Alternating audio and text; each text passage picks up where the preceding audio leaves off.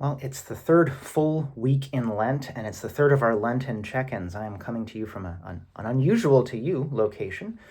Snuck away for a few days what is spring break in Valparaiso, and we're talking about calling this week. What voices call to you, which can sound like some sort of crazy thing. What are the voices telling you? But we are exposed to things that call to us in this world, right? Your job calls to you, your friends call to you, your family calls to you. One of the readings on Sunday, the prophet Isaiah says someone is calling to you. He said, "Ho, everyone who thirsts, come to the waters, and you that have no money, come, buy and eat. Come, buy wine and milk without money and without price," and so on. Isaiah 55. And it's this idea that you can just have these things. You buy them without price, which makes no sense. Whatever your economic theory is, the idea that you would exchange something except it's nothing for it.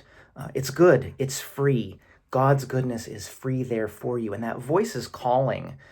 We think that voice is probably meant to be Lady Wisdom that Isaiah is quoting here. Lady Wisdom. Then Christians later on, some will assign her to the person of the Holy Trinity, who is the Holy Spirit. Others, I think, more convincingly assign Lady Wisdom to that role of the Son, the second person of the Trinity, Jesus. The idea that here is one of the people who make up God telling us, you can have this. It is good, and it is offered for free. You just have to come take it.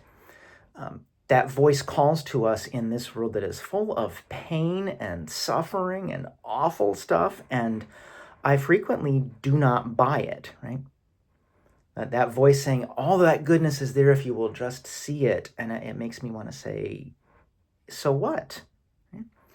As someone who has at times in their life, and for the first 25 years unabated, struggled with depression and anxiety, I understand how this text can seem like it's empty, right? There's good out there if only you can see it. Well, I think I see it and I still don't care, right?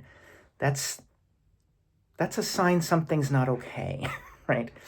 You can call it sin and brokenness if you want, the idea that we can't understand what is good around us. But as somebody who has lived with depression and anxiety and in whose family mental health issues are a thing, it explains a lot.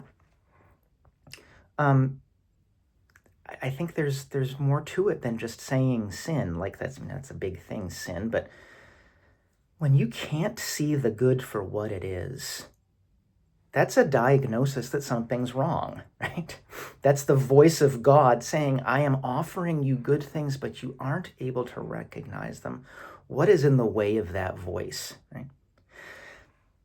I'm not in a position to diagnose anybody with anything, certainly not just talking to the ether and putting this out over the internet.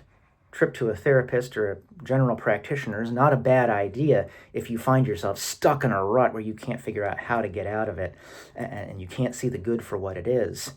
But I think even those of us who have, managed to deal with things are on a pretty even keel, at least can pass for it most of the time, there are plenty of times in life where you don't see the good for what it is. What's calling to you right now saying, this is good? This is a good thing. Let it be good and embrace it for what it is. That's important. It's important all the time. It's important in Lent. It's important right now. What is something that you can say, this is good and God is giving it to us? And if only we take a moment and notice, we realize it's there. That's the voice I'm going to be listening for this week. It's the voice I encourage you to listen for this week. I'll see you next week. Have a good rest of your week, and I hope you're having a good Lent.